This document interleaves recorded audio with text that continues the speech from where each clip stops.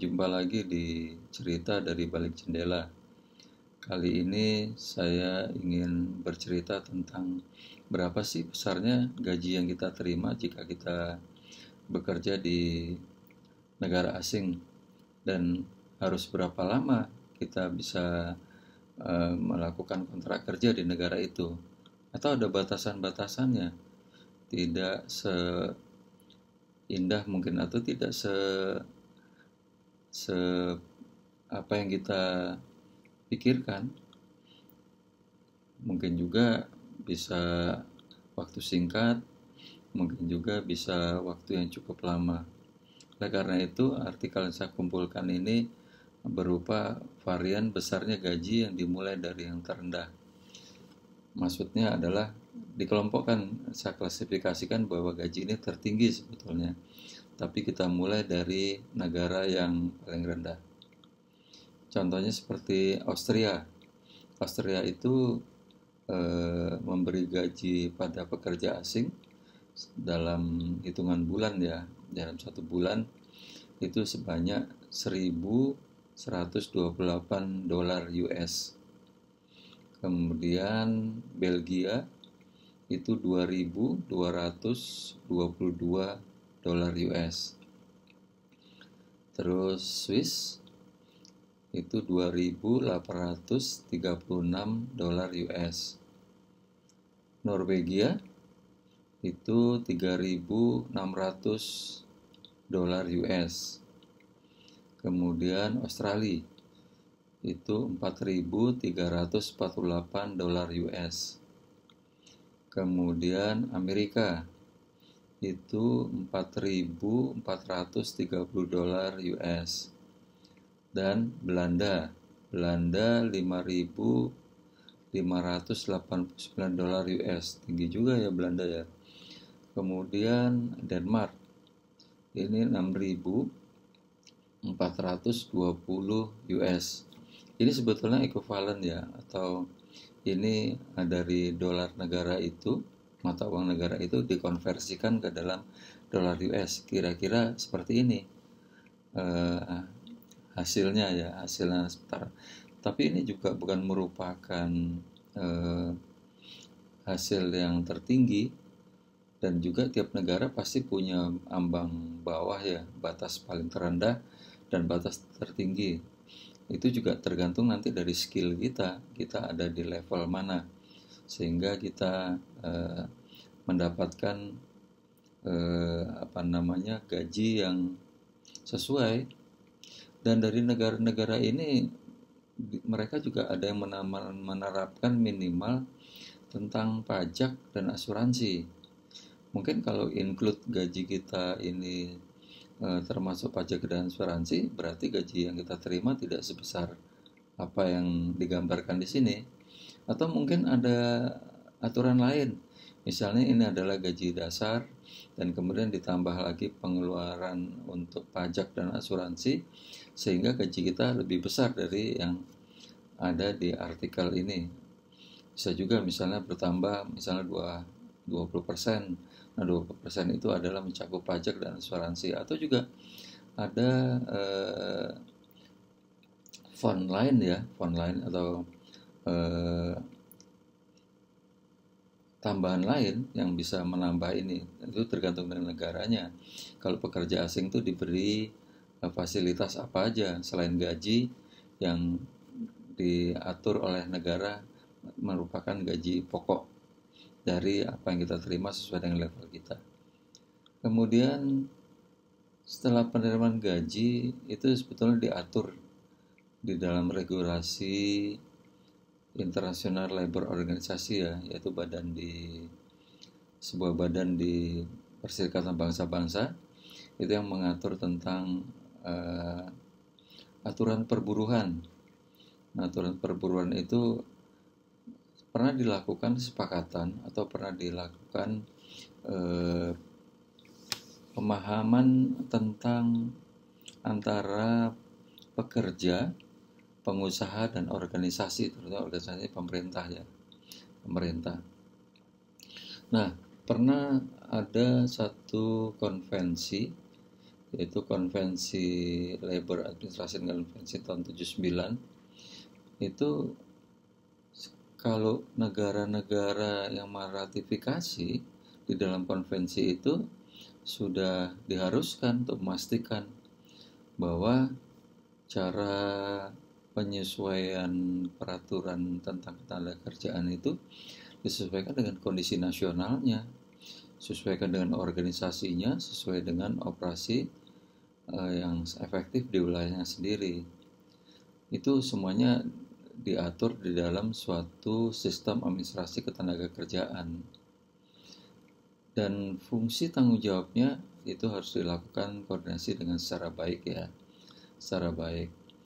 Dan sistem administrasi ketenaga kerjaan itu ya tiap negara disilahkan bikin perumusannya, bikin penerapannya, pengawasan standar ketenaga kerjaan nasionalnya, kemudian ketenaga kerjaan pengembangan sumber daya manusianya, studinya, penelitiannya, dan juga termasuk statistik tenaga kerjanya. Mereka dipersilahkan oleh ILO untuk mengatur bagaimana statistiknya. Misalnya dalam satu perusahaan, misalnya tenaga kerja asingnya 10% dari jumlah semua pekerja yang semestinya direkrut oleh perusahaan itu. Dan ini harus di dalam konvensi ini negara-negara itu juga harus membuat keseimbangan itu tentang partisipasi terhadap pekerja bagaimana, terhadap pengusaha bagaimana, dan kemudian organisasi masing-masing berkaitan dengan kebijakan perburuan nasional di negara itu. Nah, itulah yang diatur oleh konvensi dalam Konvensi Labor Administration Convention tahun 1979 nomor 150. Jadi udah diatur tuh bagaimana regulasi tentang perburuhan di dalam negeri dan tentang perburuhan untuk tenaga kerja dari asing. Saya di sini ingin menyampaikan bahwa satu sisinya adalah berapa lama sih kita kalau bekerja di negara asing dibolehkan oleh negara itu? Kan mereka sudah membuat aturan nih, membuat aturan tersendiri. Nah, kalau di negara-negara yang tadi sudah memiliki gaji besar itu, kalau kita lihat di sini misalnya negara Austria, itu dia hanya mengizinkan orang asing bekerja di situ ada dalam setahun. Artinya begitu diberikan visa kerja sampai di negara itu, mungkin dihitung sejak tanggal tiba, itu hanya diberikan 1 tahun. Kemudian di Norwegia itu hanya 2 tahun, di Swiss itu hanya 2 tahun, kemudian di Belanda itu hanya 3 tahun, kemudian di Belgia 4 tahun, Australia 4 tahun, Amerika 6 tahun. Wah, lama ini Amerika 6 tahun.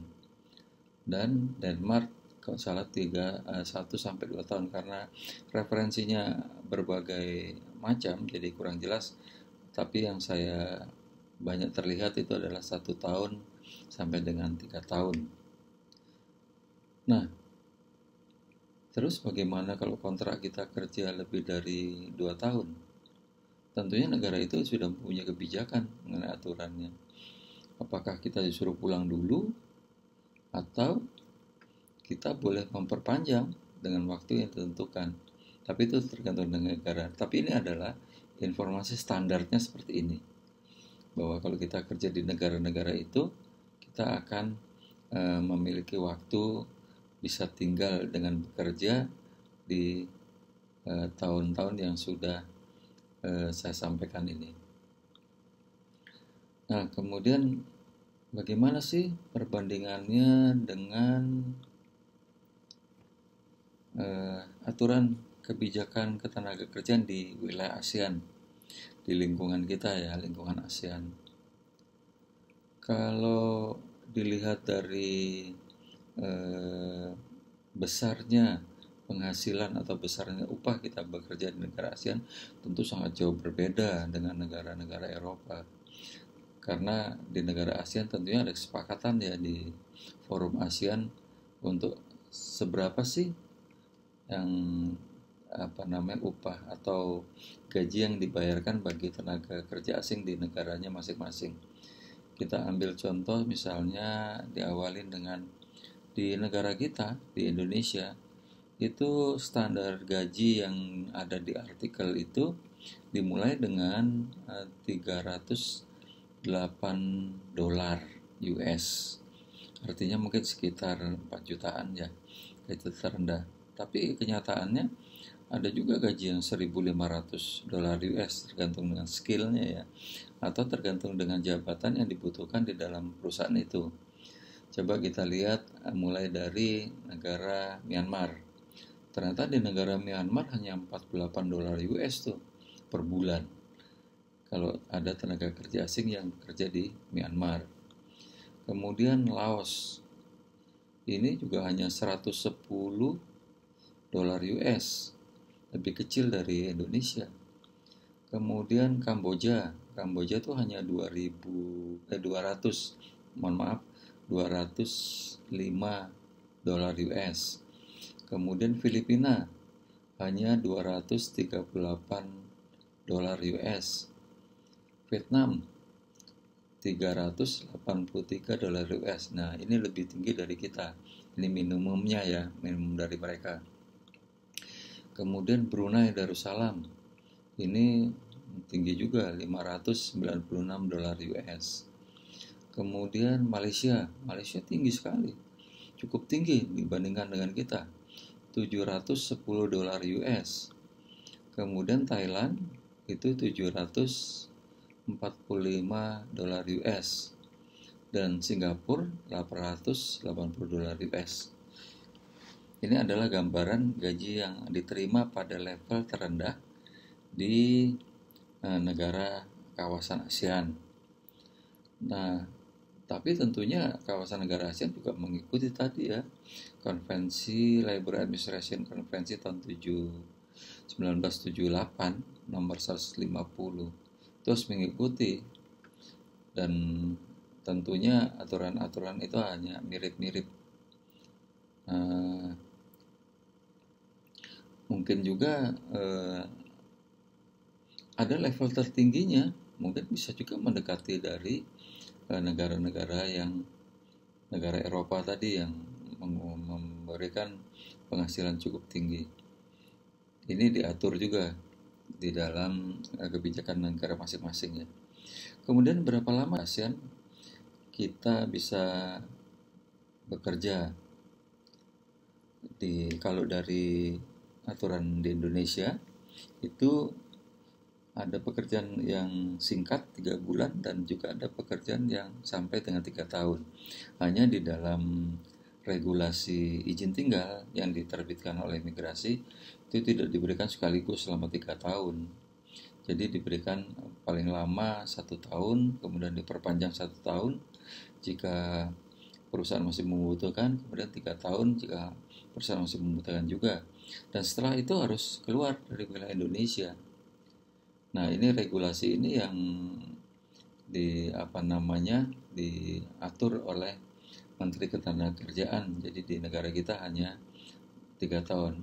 Coba kita bandingkan dengan negara ASEAN lainnya. Berapa lama sih mereka memberikan izin tinggal dengan status bekerja, orang asing bekerja di negara itu. Kita lihat dari Laos. Laos hanya memberikan 1 tahun ternyata. Dan kemudian Filipina hanya 2 tahun. Kemudian Malaysia hanya 2 tahun. Kemudian Kamboja ini juga hanya 2 tahun. Vietnam juga hanya 2 tahun. Dan kemudian Brunei 3 tahun. Myanmar 3 tahun. Singapura 3 tahun. Ini Brunei, Myanmar, Singapura sama dengan kita nih, 3 tahun. Kemudian Thailand, Thailand paling lama 6 tahun deh saya memberikan. Nah, ada cerita kalau tidak salah dari konten yang saudara kita bekerja di Korea Selatan. Di dalam konten itu dia bercerita bahwa dia bekerja di satu pabrik dan kemudian dia sudah menjalani masa waktu 5 tahun, dan satu saat itu dia dipanggil oleh pimpinan perusahaan bahwa dia dianggap sudah berhenti bekerja. Dia harus meninggalkan wilayah Korea Selatan dan dia menganggap dirinya dipecat karena selama ini dia memiliki keterampilan khusus ya di beban pekerjaan yang diberikan itu. Jadi seakan-akan dia ahli di bidang itu. Dan dia diminta untuk keluar dari negara Korea setelah 5 tahun. Dan beberapa saat kemudian dia dipanggil kembali di perusahaan itu, tapi tidak dipekerjakan dalam posisi yang semula. Dia dipekerjakan dengan posisi yang lain lagi. Nah, ini adalah sebetulnya gambaran kebijakan bahwa Korea Selatan menerapkan orang asing boleh bekerja hanya dalam 5 tahun dalam status pekerjaan dengan jabatan itu. Kalau dia lebih ya harus dengan jabatan lain, tidak boleh dengan jabatan itu. Nah, ada juga kejadian seperti di negara Malaysia. Itu kan hanya 2 tahun ya. Nah, ada beberapa kasus yang ditemui. Begitu dia 2 tahun, dia disuruh kembali ke Indonesia. Setelah disuruh kembali ke Indonesia, dijanjikan kalau kamu mau kerja lagi di tempat saya, pakai dong nama lain. Nah, ini kan berbenturan ya dengan aturan negara itu sendiri ya.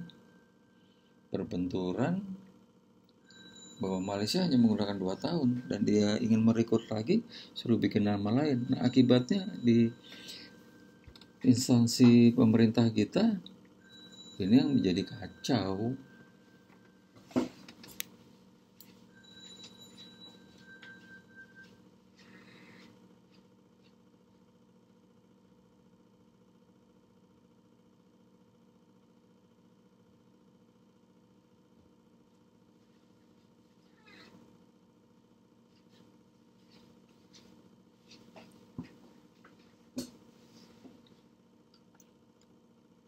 Oleh karena itu, maka di instansi pemerintah kita bisa juga nanti jadi bukan saling ya, jadi ada satu yang tidak sinkron.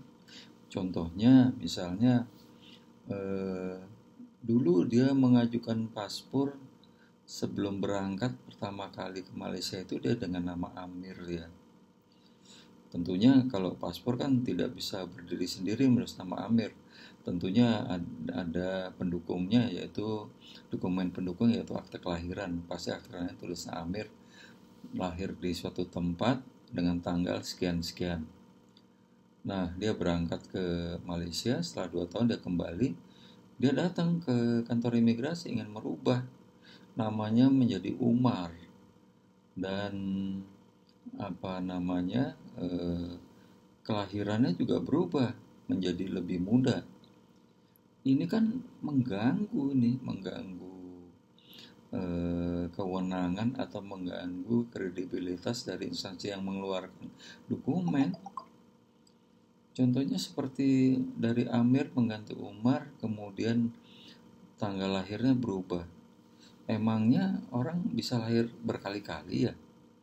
Bisa lahir 2-3 kali. Kemudian umurnya bisa naik turun. Tahun lalu umurnya lebih muda, tahun sekarang umurnya lebih tua, atau terbalik, tahun lalu umurnya tua, sekarang umurnya mudaan. Kok bisa begitu? Ini kan ganggu database masing-masing instansi. Tapi itulah karena negara penerima aturan seperti itu, akhirnya memaksa si tenaga kerja asing itu atau si pekerja dari negara kita harus melakukan juga demikian. Di satu sisi pemerintah kita mendorong semua warga negaranya untuk memiliki ekonomi yang tinggi dengan cara bekerja, atau ekonomi standarisasi tentang kehidupannya, mencukupi kehidupannya, dipersilakan untuk bekerja di luar negeri jika di dalam negeri kurang memadai atau kurang memenuhi hasil seperti yang diharapkan. Tapi kan regulasi ini tidak bisa dinaik turunkan, tidak bisa dirubah-rubah sekehendak dari kondisi ya. Seperti contohnya waktu saya sempat berkunjung ke negara Eropa, yaitu undangan atas koordinasi 2 negara ya. Itu di satu sesi sempat berbicara jaksa di negara Korea itu menanyakan kepada saya, kok di Indonesia bikin paspor gampang sekali ya? Data yang masuk di negara kami itu kadang-kadang satu orang bisa memiliki 3 nama dan 3 umur. Kok semudah itu membuat paspor? Saya tanya kembali, aturan perburuhan, aturan memperdagangkan orang asing dengan negara Anda seperti apa? Nah, ternyata itu tadi seperti tadi itu.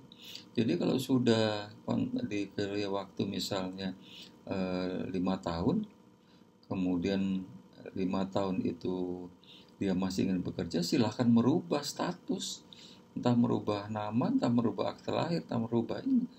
Nah ini kan nggak fair ya. Satu sisi nggak fair, tapi satu sisi kan dia butuh tenaga kerja dari Indonesia. Satu sisi dia juga tidak mau mengalah tentang aturannya. Satu sisi dia menerima juga. Satu orang dengan nama 3 boleh masuk di perusahaan itu, kok dia butuh kadang-kadang. Nah inilah yang belum ketemu sinkronisasi antara negara-negara pengguna tenaga kerja dari negara lain. Mungkin satu saat ke depan ini akan diatur kembali ya, bagaimana masalah tentang pemilikan dokumen, terutama paspor ya, itu yang menyebabkan dia bisa tinggal dan mendapat visa. Nah itulah kira-kira teman-teman tentang cerita gaji yang diterima dan berapa lama kita tinggal. Nah mudah-mudahan ini memiliki manfaat dan mudah-mudahan menjadi informasi tambahan bagi teman-teman sudah bekerja di negara-negara asing itu, dan bagi yang belum, mudah-mudahan ini menjadi referensi baru. Dan perlu diingat, ini sebetulnya kalau diingat ini juga nanti pada waktu menandatangani kontrak harus dilihat juga nih bagaimana sih aturan-aturan dari negara itu, bagaimana aturan-aturan yang bisa melindungi diri saya jika saya ada di negara itu. Nah itulah teman-teman yang bisa saya sampaikan cerita dari balik jendela kali ini. Teman-teman yang sudah melihat video ini, jika suka tolong bantu like, subscribe, dan komennya ya, subscribe-nya, supaya saya bisa membuat video yang lebih baik lagi di masa yang datang dan bermanfaat bagi teman-teman semua. Amin. Dan menjadi amal ibadah saya juga. Sampai jumpa lagi teman-teman. Ciao. Bye.